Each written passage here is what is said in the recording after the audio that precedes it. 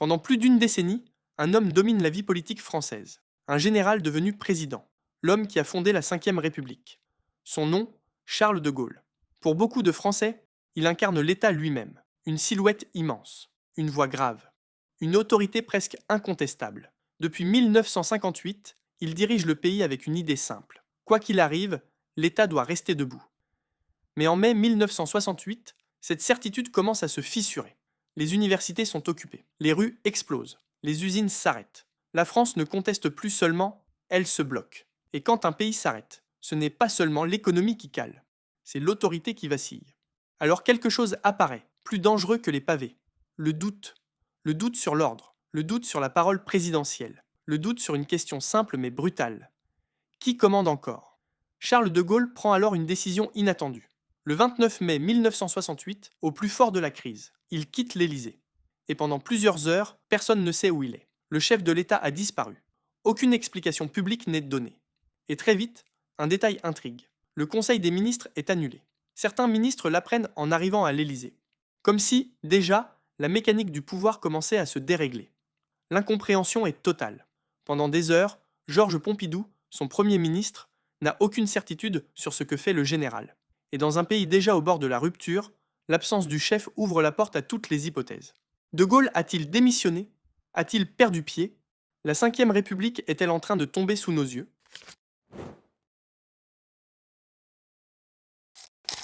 Tout commence loin des ministères. Fin mars 1968, un groupe d'étudiants lance le mouvement du 22 mars à Nanterre. Au départ, ça ressemble à une contestation de plus, un conflit universitaire, une agitation de campus. Mais très vite, l'administration s'affole. Le 2 mai, Nanterre est fermée. Et là, c'est l'étincelle. Le mouvement se déplace au cœur de Paris à la Sorbonne. Le 3 mai, les étudiants s'y rassemblent. La police intervient. Arrestation. Évacuation. La crise éclate au grand jour. À partir de ce moment, la contestation étudiante sort des universités. Elle envahit les rues de Paris. On entre dans une confrontation directe avec l'État. Et puis vient la nuit qui fait basculer l'opinion. La nuit du 10 au 11 mai, la nuit des barricades. Dans les rues du quartier latin, les étudiants arrachent les pavés pour dresser des barricades. La police charge. Les affrontements durent toute la nuit. Au matin, on compte des centaines de blessés. Le lendemain, les images circulent dans tout le pays. Pour beaucoup de Français, la crise étudiante devient une crise nationale. Et à partir de là, tout s'accélère. Le 13 mai, la mobilisation change d'échelle. Ce qui était une révolte étudiante devient un mouvement de masse.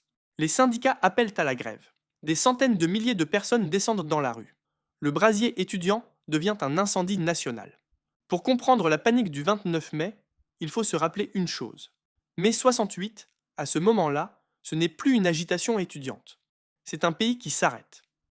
À partir de la mi-mai, la grève s'étend, les occupations se multiplient et l'État se retrouve face à un phénomène rare. Une paralysie quasi générale. On parle souvent de 10 millions de grévistes. Le chiffre exact est discuté selon les méthodes de comptage, mais même les travaux universitaires montrent l'ampleur exceptionnelle de la mobilisation. Et les controverses sur 5, 7, 10 millions disent surtout une chose, c'est gigantesque. Dans les rues, manifestations, affrontements, nuits de barricades. Dans les usines, le travail s'interrompt, les ateliers se ferment, on s'organise, on débat, on occupe les lieux. Dans les administrations, tout ralentit. Et au sommet de l'État, une inquiétude grandit. L'ordre républicain est-il en train de leur glisser entre les doigts? Car quand un pays entier s'arrête, le pouvoir ne tient plus seulement par les institutions. Il ne tient plus que par une chose, la légitimité. Le gouvernement cherche une porte de sortie face à cette grève sans précédent. Il tente alors la voie la plus logique, la négociation. Le 25 mai, on ouvre les discussions rue de Grenelle. Gouvernement, syndicats, patronat, tout le monde se met autour de la table. Pendant 2 jours, on négocie pendant que dehors la France continue de trembler. Le 27 mai, un protocole est finalement arraché. Ce sont les fameux accords de Grenelle. Sur le papier, ça ressemble à une issue. Augmentation, concession, mesures sociales. On essaye de refermer la brèche avant qu'elle ne devienne un gouffre. Sauf que l'histoire ne se joue pas dans les ministères. Elle se joue sur le terrain, dans les ateliers, dans les usines, mais très vite, la réalité du terrain rattrape les négociations. Dans plusieurs usines, notamment chez Renault, les ouvriers refusent les accords. Et là, quelque chose bascule. Parce que si même une sortie sociale est rejetée, c'est que la crise dépasse les revendications. Ce n'est plus seulement une négociation, c'est un rapport de force sur l'autorité elle-même. Pendant que le pouvoir tente de colmater la brèche, l'opposition commence à comprendre quelque chose. Si le régime vacille, alors il y a peut-être une place à prendre. Mais attention, en 1968, l'opposition, ce n'est pas un bloc. Ce sont des courants politiques très différents. D'un côté, il y a la rue étudiante portée par l'UNEF, l'Union nationale des étudiants de France, l'organisation qui depuis le début structure les mobilisations sur les campus. De l'autre, il y a une gauche politique qui cherche à exister sans se faire dépasser par les événements et sans se faire déborder par la radicalité. Et au milieu, il y a une question qui commence à hanter tout le monde. Si De Gaulle tombe, qui le remplace? C'est dans ce climat de crise qu'un événement politique important se prépare. Le 27 mai 1968, plusieurs organisations appellent à un grand rassemblement au stade Charletti, à Paris. Ce n'est pas seulement une manifestation, c'est une tentative de donner une direction politique à la contestation. On y retrouve des étudiants, des militants de gauche et surtout le PSU, le Parti socialiste unifié, un petit parti très actif dans les mouvements de l'époque. Le rassemblement est aussi soutenu par la CFDT, une grande organisation syndicale qui représente des travailleurs. Autrement dit, pour la première fois depuis le début de la crise, une partie de la gauche tente de transformer la révolte de la rue en alternative politique. Et au milieu de cette foule apparaît une figure bien connue des Français, Pierre Mendès France. Ancien président du Conseil dans les années 1950, Mendès France est respecté pour son sérieux et son image d'homme d'État intègre. Pour certains, il pourrait incarner une solution politique si le régime gaulliste venait à tomber. Et pendant que cette idée commence à circuler, un autre homme observe attentivement la situation, François Mitterrand. Il ne parle plus seulement comme un opposant, il commence à se positionner comme un possible successeur. Autrement dit, pendant que la rue conteste, la politique se prépare déjà à l'après. Et pour De Gaulle, c'est exactement le scénario le plus dangereux, parce qu'une contestation peut toujours être contenue, mais une contestation qui trouve une alternative politique peut faire tomber un régime. À l'Élysée, De Gaulle est un monument, mais en mai 1968, même les monuments fissurent. Quelques jours plus tôt, le 24 mai, il parle aux Français. Il tente de reprendre la main, de recadrer la crise. Sauf que la crise ne s'arrête pas. Elle continue, elle s'étend. Et c'est là que le pire arrive pour un homme comme lui. Il a le sentiment que la parole ne rattrape plus la réalité, que le discours ne suffit plus, que l'autorité, même proclamée, n'est plus automatiquement obéie. Le 29 mai, un élément revient dans les récits, l'épuisement. La fatigue physique, oui, mais surtout l'usure d'un chef qui sent qu'il ne contrôle plus le cours des choses, qu'il subit les événements au lieu de les conduire. De Gaulle évoque alors le besoin de souffler, l'idée de partir à Colombey, de se refaire à la campagne, comme une pause. Sauf qu'un président, en pleine crise nationale, n'a pas droit au repos normal. Parce qu'à ce niveau-là, l'absence n'est jamais neutre. Elle devient un message, un symbole, un vide, dans lequel tout le monde projette ses peurs. Et c'est exactement ce qui va se produire. Le 29 mai 1968, tout s'accélère. De Gaulle quitte l'Élysée.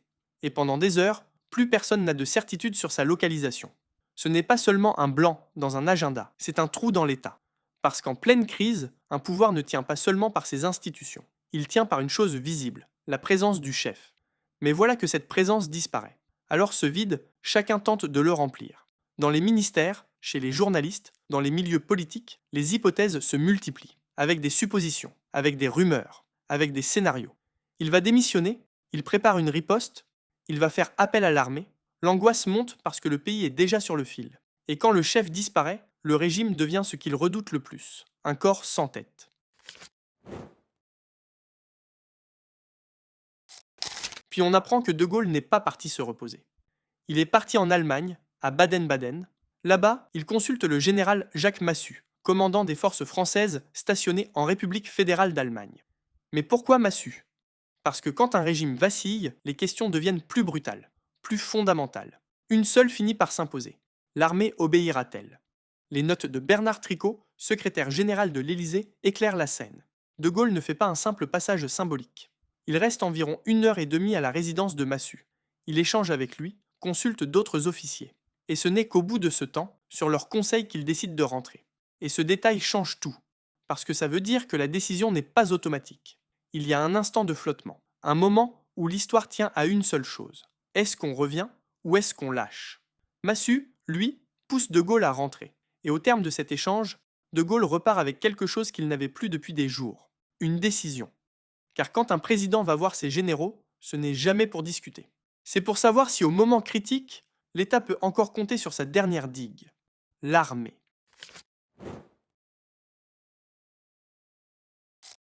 Le lendemain, le 30 mai 1968, De Gaulle parle à la radio. Et là, changement de ton. Il dit qu'il ne se retirera pas, qu'il ne change pas de Premier ministre, et surtout, il dissout l'Assemblée nationale. C'est un mouvement d'une intelligence stratégique froide. Il déplace la crise de la rue vers les urnes. Et le soir même, à Paris, une immense manifestation de soutien déferle sur les Champs-Élysées. Des centaines de milliers de personnes défilent derrière les drapeaux tricolores. Les estimations varient selon les sources, mais beaucoup évoquent autour de 400 000 manifestants. Ce moment est un renversement psychologique. La peur du vide change de camp. De Gaulle ne répond pas par la force. Il répond par un piège, la démocratie. Les législatives qui suivent donnent une majorité écrasante au camp gaulliste. C'est le paradoxe de mai 68. Un pays qui a semblé frôler la rupture politique, mais qui quelques semaines plus tard renforce le pouvoir en place. La crise sociale, elle, ne s'efface pas par magie mais politiquement. De Gaulle a repris l'initiative. Et tout ça tient sur un enchaînement presque irréel. Un accord social rejeté. Grenelle. Une alternative politique qui se dessine. Charletti, Mendès France, Mitterrand. Un président qui disparaît. Un détour militaire à Baden-Baden. Un discours, une dissolution, puis un raz-de-marée électoral. Ce que raconte cette histoire, ce n'est pas seulement mai 68. C'est un mécanisme universel du pouvoir. Quand un régime tremble, tout le monde guette la même chose, un signe de faiblesse. Et ce 29 mai 1968, la France voit le signe ultime. Le chef disparaît. Mais De Gaulle transforme ce signe en arme. Il fait de l'absence un choc. Du choc, une reprise en main. Et de la rue, il renvoie le pays vers les urnes. Parfois, un pays ne bascule pas sur un discours, mais sur un silence, et sur ce que chacun projette dans ce silence.